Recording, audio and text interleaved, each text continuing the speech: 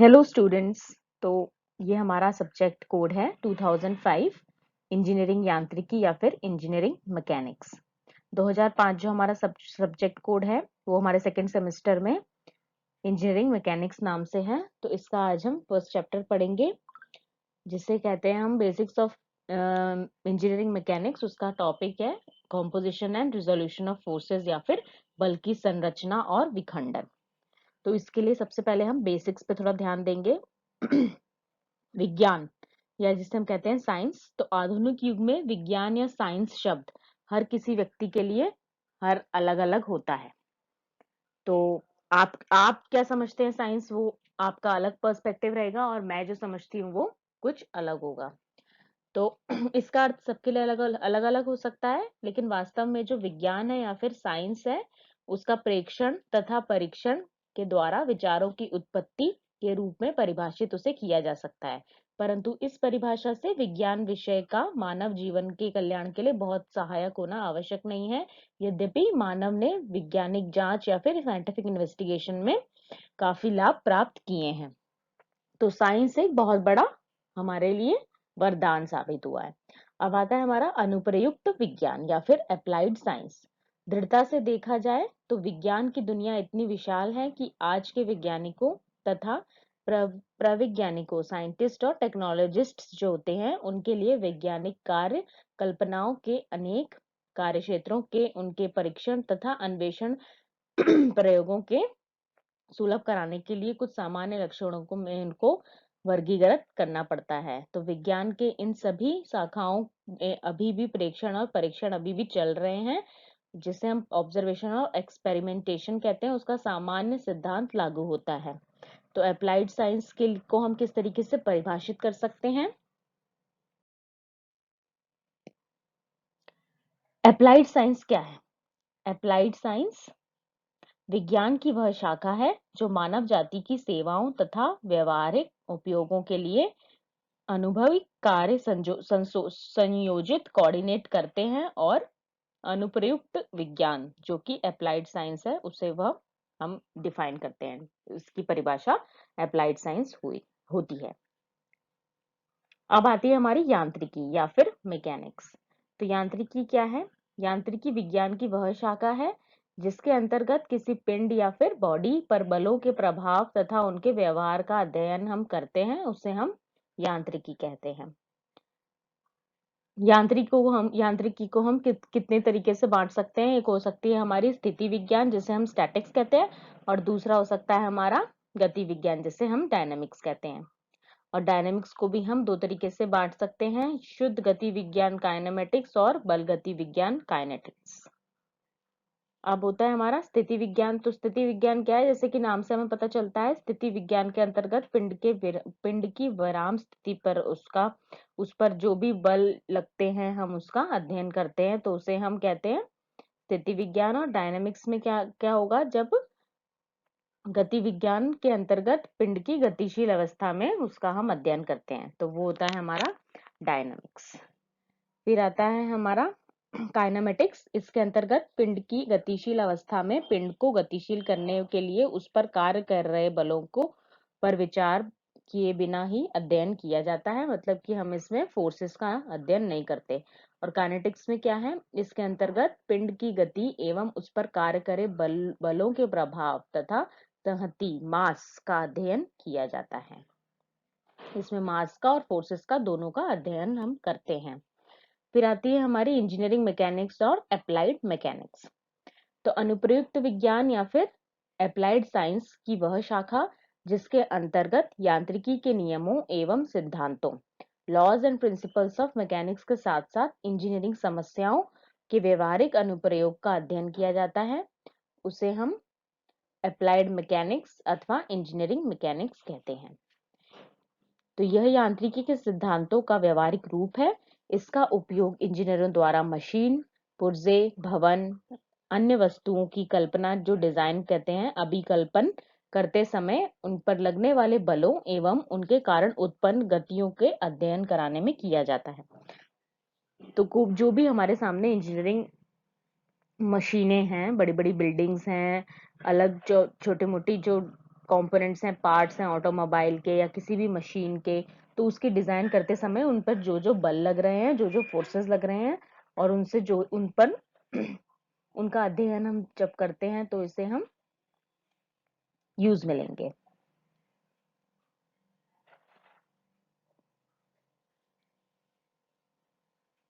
तो अभी आप देख सकते हैं इसमें और कुछ टॉपिक्स जो हमें दिख रहे हैं, स्पेस, टाइम, मास, पार्टिकल।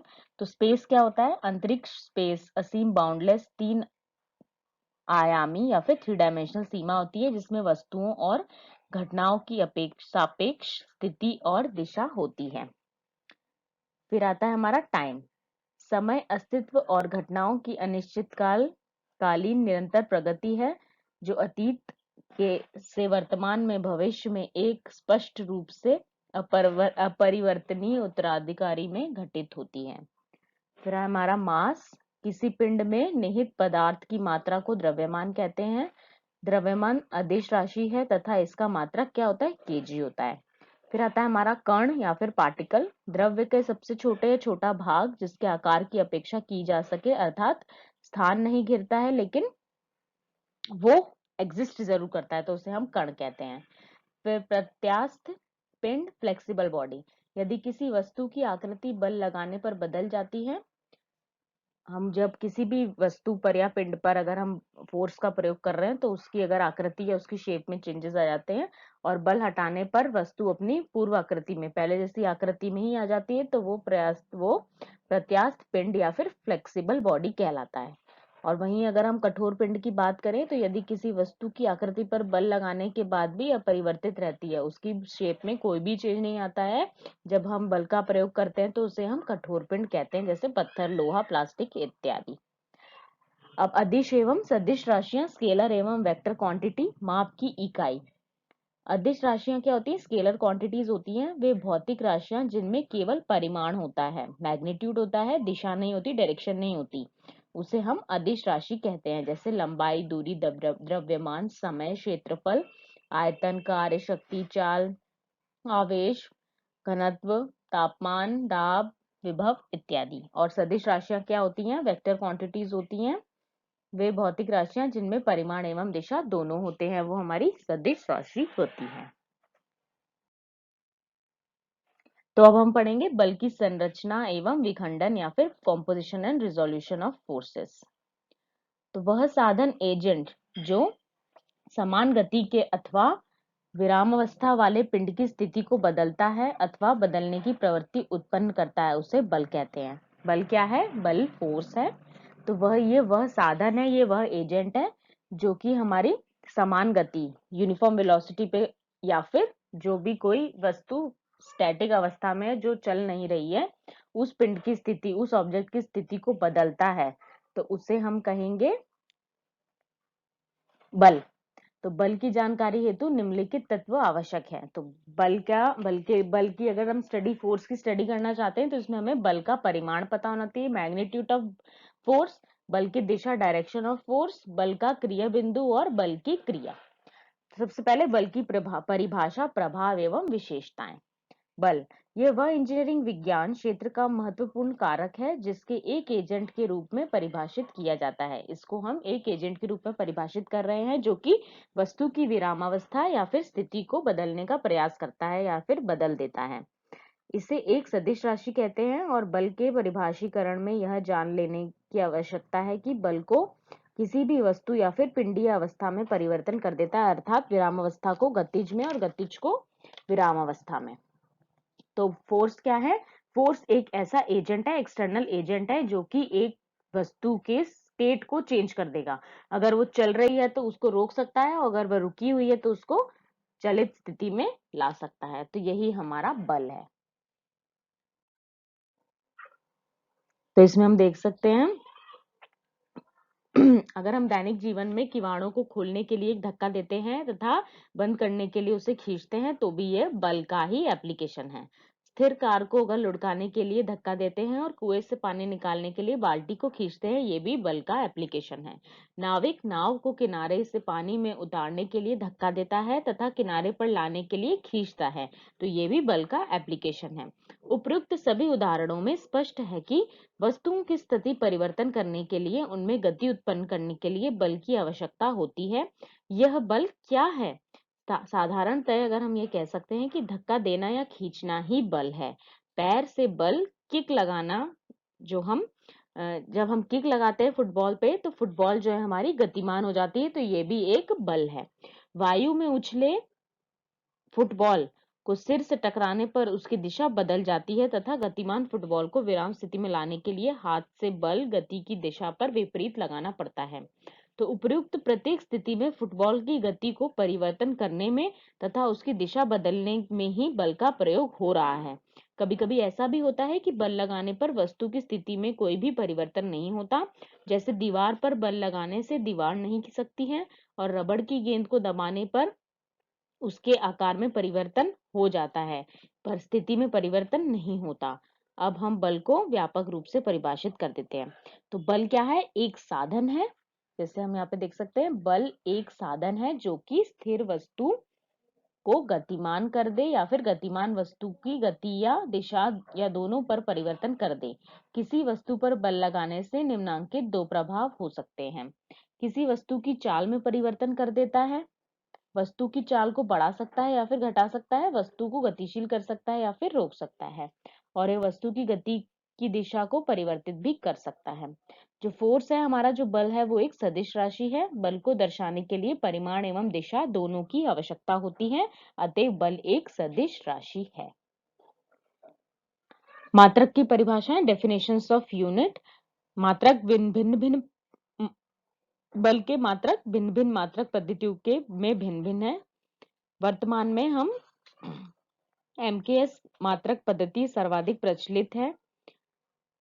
इसमें बल की मात्रक होती है न्यूटन। सीजीएस और एफपीएस में उसके मात्रक होते हैं डाइन और पाउंडल।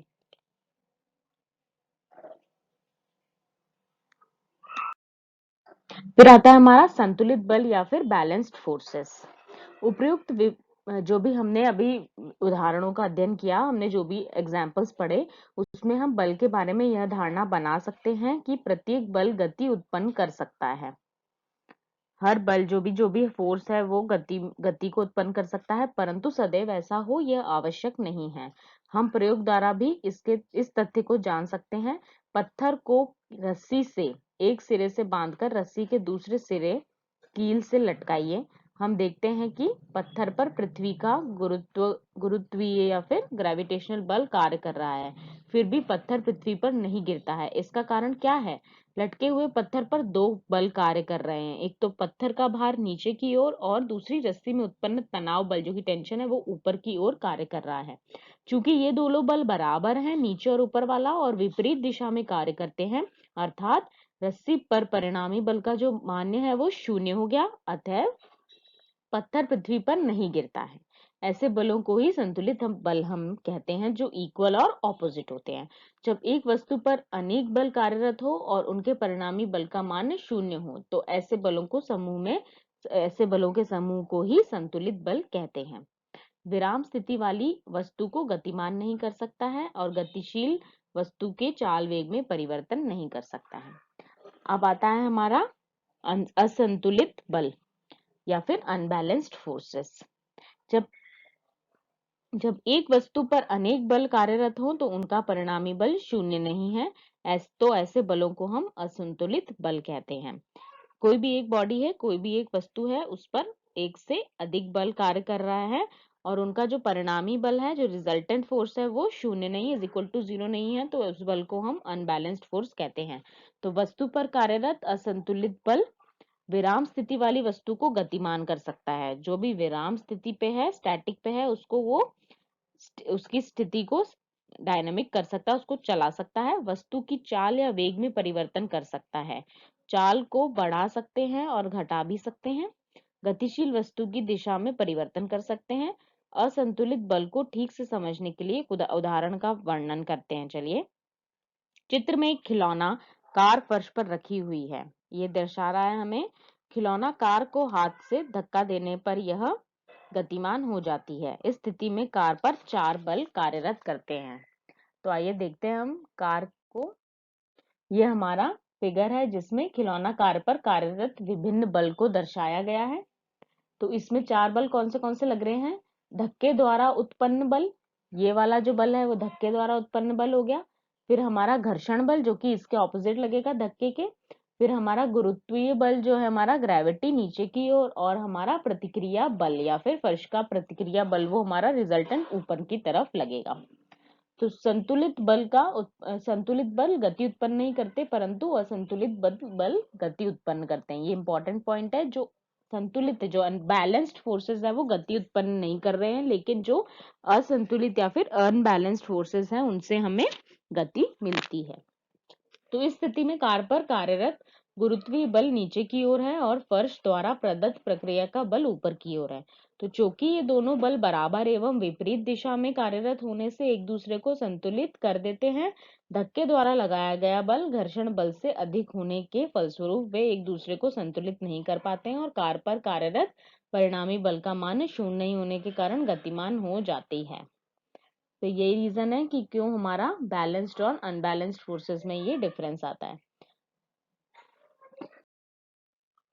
फिर बल की संरचना और बल की संरचना, इससे हमें क्या दिख रहा है कि मतलब हमने बैलेंस्ड और अनबैलेंस्ड फोर्स में एक चीज और क्या देखी, जो हमारा अनबैलेंस्ड फोर्स था उसके व्यवहारिक उदाहरण रस्साकशी के खेल में देखने को भी हमें मिलेगा। जब हम जैसे 2 बच्चे आपको दिखाई दिए लास्ट स्लाइड में, वो जब रस्सी खींच रहे हैं एक दूसरे से, तो उसमें हमें कैसे देखने को मिलता है कि उस चित्र में हमें दिखाए जब दोनों बालक उनके द्वारा जो लगाया गया बल बराबर होता है तब तक रस्सी स्थिर रहती है, पर जैसे ही एक बालक द्वारा जो फोर्स है वो ज्यादा हो जाता है तो फिर रस्सी गति करने लगती है।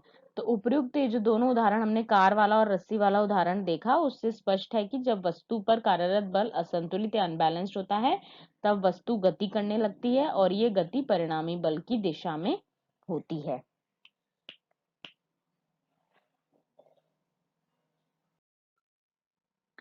तो अब आते हैं बलों के प्रकार, टाइप्स ऑफ फोर्सेस, बलों के विभिन्न प्रकार। तो मुख्य रूप से बल के 3 प्रकार होते हैं, तनावी बल, संपीड़न बल या फिर और कर्तन बल, जिसे कहते हैं तनावी बल टेंसाइल फोर्सेस, संपीड़न को कंप्रेसिव फोर्स और कर्तन को शीयर फोर्स। तो सबसे पहले आता है हमारा तनावी बल जो कि टेंसाइल फोर्स है। इस आप फोटो में देख सकते हैं चित्रानुसार एक वस्तु के दोनों ओर 2 बल कार्य कर रहे हैं, एक इस साइड और एक इस साइड। तो ये बल वस्तु को बाहर की तरफ खींचते हैं, बाहर की तरफ खींचता हुआ दिखाई देगा अगर हम इन बलों का अध्ययन करें, तो जिससे वस्तु की लंबाई बढ़ जाती है परंतु चौड़ाई में कमी आ जाती है। तो लंबाई तो बढ़ जाएगी लेकिन उसका एरिया कम हो जाएगा, चौड़ाई कम हो जाएगी। तो इसे हम कहते हैं, इस टाइप का जो बल जो काम करेगा किसी भी वस्तु पे उसे हम कहते हैं टेंसाइल फोर्स।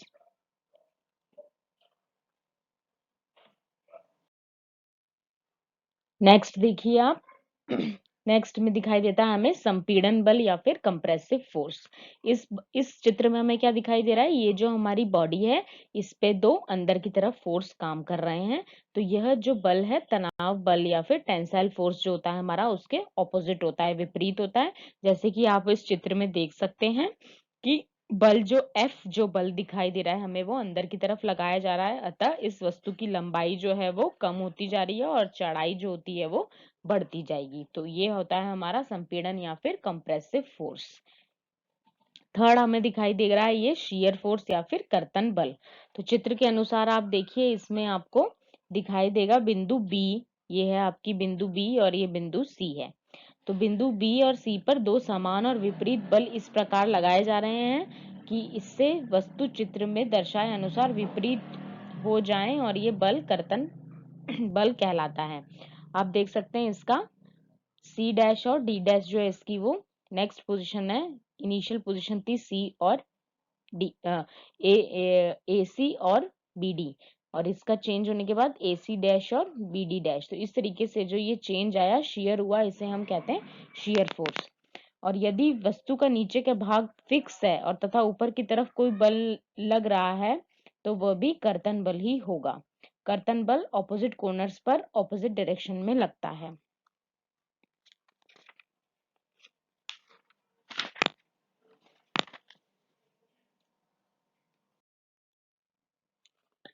अब हम देखेंगे वस्तु। वस्तु या पिंड किसे कहते हैं? छोटे छोटे कणों से मिलकर कोई वस्तु बनती है तथा जिसकी आकृति होती है वस्तु कहलाती है, जैसे टेबल, कुर्सी, बॉल इत्यादि।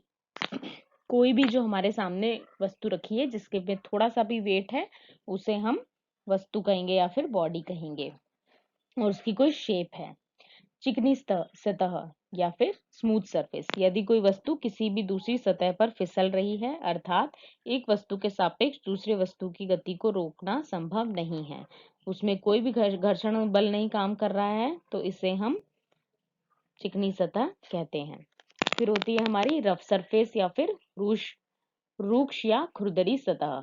इस तरीके की वस्तु पर के ऊपर कोई दूसरी वस्तु रख दी जाती है तो वह दूसरी वस्तु के ऊपर फिसलती नहीं है, और इस प्रकार की वस्तु को हम खुरदरी या फिर रफ सरफेस कहते हैं। दोनों इसमें दोनों वस्तुओं के बीच में प्रतिरोध या फिर रेजिस्टेंस उत्पन्न होता है। नेक्स्ट कम्स हमारी रिजिड बॉडी या फिर कठोर पिंड। यदि किसी वस्तु की आकृति बल लगाने के बाद भी अपरिवर्तित रहती है तो उसे हम, जैसे हमने पहले पढ़ा कि पत्थर, लोहा, प्लास्टिक, इसमें हम अगर एक्सटर्नल बल लगाते हैं तो उसकी जो आकृति होती है उसकी शेप में कोई चेंजेस नहीं आते, उसे हम रिजिड कहते हैं। और इलास्टिक बॉडी इसका ऑपोजिट होती है, इस पर बल लगाने के बाद इसकी बॉडी आकृति या फिर शेप बदल जाती है, और जब इस पे से हम फोर्स हटाएंगे, बल हटाएंगे, तो अपनी जो वस्तु है अपनी पूर्व आकृति में आ जाती है। तो ये प्रत्यास्थ या फिर इलास्टिक बॉडी कहलाती है। फिर है हमारा परिमाण, मैग्नीट्यूड। बल का मान ही परिमाण कहलाता है। बल का जो मान है वो परिमाण है, जैसे कि 5 न्यूटन, 10 न्यूटन। दिशा, बल जिस दिशा में कार्य करता है वह उसकी दिशा कहलाती है। क्रिया बिंदु, पॉइंट ऑफ एप्लीकेशन, यह वह बिंदु होता है जिस पर बल कार्य करता है। क्रिया रेखा, वह रेखा जिसके अनुदिश या अलॉन्ग बल कार्य करता है उसे क्रिया रेखा कहते हैं। तो जैसे आप इस पिक्चर में देख सकते हैं, जिस पर इस बिंदु पर बल कार्य कर रहा है तो ये क्रिया बिंदु है, ये बल है। बल का मान जो है, ये मान लीजिए ये बी और सी, बी की तरफ चल रहा है बल, तो ये इसकी दिशा हो गई और ये इसकी क्रिया रेखा हो गई, जिसके अनुदिश इसके अलॉन्ग बल कार्य कर रहा है हमारा। तो बल निकाय, सिस्टम ऑफ फोर्सेस क्या क्या है हम देख लेते हैं। इसमें कोप्लेनर फोर्सेस, सबसे पहले ये आता है हमारा सिस्टम ऑफ फोर्सेस। तो इसमें आता है फर्स्ट हमारा कोप्लेनर फोर्सेस और नॉन कोप्लेनर फोर्सेस, मतलब समतलीय और असमतलीय बल। फिर आते हैं हमारे जो कोप्लेनर है उसमें भी संगामी, समांतर और असंगामी बल। फिर आते हैं हमारे लाइक पैरेलल और अनलाइक पैरेलल, और नॉन कोप्लेनर में आते हैं हमारे कंकरेंट फोर्सेस, पैरेलल फोर्सेस और नॉन कंकरेंट फोर्सेस। तो इसके बारे में हम देखते हैं नीचे। समतलीय बल क्या होते हैं या फिर कोप्लेनर फोर्स वह बल होते हैं जिनकी क्रिया रेखाएं एक ही तल पर कार्य करती हैं। जिनकी क्रिया रेखाएं एक ही तल पर एक ही प्लेन में काम करती हैं उसे हम कोप्लेनर कहते हैं। असमतलीय बल मतलब जिनकी रेखाएं अलग अलग तल पर, जो अलग अलग प्लेन्स में काम करेगी, वो असमतलीय बल कहलाएंगे। फिर आएगा हमारा संगामी बल या कॉन्करेंट फोर्सेस, वह बल जो एक ही बिंदु पर कार्य करते हैं, जो एक ही बिंदु पर आके मिले, एक ही बिंदु पे काम करते हैं, जो भी फोर्सेस, उन्हें हम संगामी बल कहते हैं।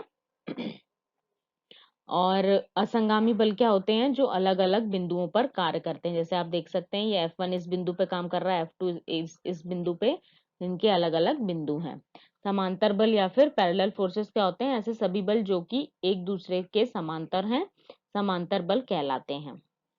पैरेलल जिसे हम कहते हैं, इनकी क्रिया रेखा एक दूसरे से समांतर होती है। सदृश या फिर लाइक पैरेलल फोर्सेस क्या है? ऐसे सभी समांतर बल जिनकी दिशा एक ही है, या वे बल जो एक ही दिशा में कार्य करते हैं। जैसे आप देख सकते हैं F1, F2, F3 सब एक ही दिशा में कार्य कर रहे हैं।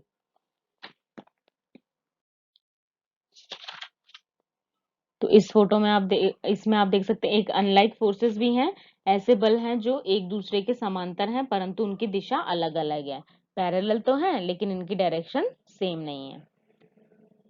तो इनको समराइज किया गया है। कोप्लेनर, अब देखते हैं आप कोप्लेनर एंड कंकरेंट फोर्सेस क्या है। ये बल एक ही तल में एक ही बिंदु पर कार्य करते हैं। प्लेन भी एक है और बिंदु भी एक है। Coplanar and non concurrent forces क्या है? ये बल जिनका तल तो एक है लेकिन अलग अलग बिंदुओं पर काम करते हैं। देखिए एक ही प्लेन पर लेकिन अलग अलग बिंदु पे काम कर रहे हैं। नॉन कोप्लेनर मतलब प्लेन अलग है लेकिन प्लेन भी अलग, ऐसे बल जो कि एक ही बिंदु पर कार्य करते हैं तथा जिनका तल अलग अलग है। बिंदु सेम है लेकिन जो हमारा तल है वो अलग अलग है। तो नॉन कोप्लेनर है नॉन कंकरेंट, इसमें एक तल भी अलग अलग होंगे बलों के और कार्य रेखा भी अलग अलग होगी। तो ऐसे बल की कार्य रेखा अलग अलग बिंदुओं पर कार्य करती है तथा तल भी अलग अलग होते हैं। तो बल संचरणशीलता का सिद्धांत, तो principle of transmissibility of forces, ये क्या है? यदि किसी बिंदु पर कोई बल कार्य कर रहा है तो उस बल को उसी कार्य रेखा के अन्य किसी बिंदु पर कार्यशील माना जा सकता है यदि वे दोनों बिंदु रिजिडली जुड़े हुए हैं तथा इस नए बल के कारण भी बल की वही प्रभाव होगा जो कि पहले वाले बल के कारण था।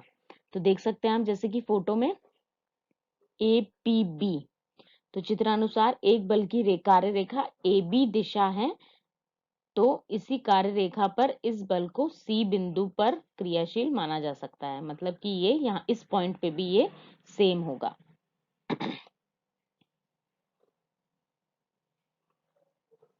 Principle of physical independence of forces, बलों की भौतिक स्वतंत्रता का सिद्धांत। इस सिद्धांत के अनुसार प्रत्येक बल किसी भी वस्तु पर अपना अपना अलग प्रभाव डालता है। इस सिद्धांत के अनुसार क्या कर रहा है? प्रत्येक बल किसी भी वस्तु पर, एक वस्तु पर अलग अलग जो बल कार्य कर रहे हैं वो अपना प्रभाव अलग अलग डालेगा तथा कोई भी बल एक दूसरे के ऊपर निर्भर नहीं करता, वो इंडिपेंडेंट है। क्रिया एवं प्रतिक्रिया, एक्शन एंड रिएक्शन। माना कि पिंड ए पिंड बी पर दबाव डालता है तो इससे पिंड ए की पिंड बी पर रिएक्शन कहेंगे तथा पिंड बी उस पर दबाव सहन करने के लिए पिंड ए के अक्षर दबाव डालता है तो इस पिंड बी का पिंड ए के ऊपर रिएक्शन कहेंगे। एक्शन और रिएक्शन, जैसे कि आपको इस पिक्चर में दिखाई दे रहा है, एक पिंड ए है, वस्तु ए और एक दूसरा है। तो इस ए जो है पिंड बी पर दबाव डालेगा तो ए जो है बी पर रिएक्ट करेगा, इसे हम रिएक्शन कहेंगे। और अगर इसका उल्टा है, बी ए पर है, तो इसको इसका रिएक्शन कहेंगे। तो ये क्रिया एवं प्रतिक्रिया होता है। तो ये हमारा पहला टॉपिक था। Thank you.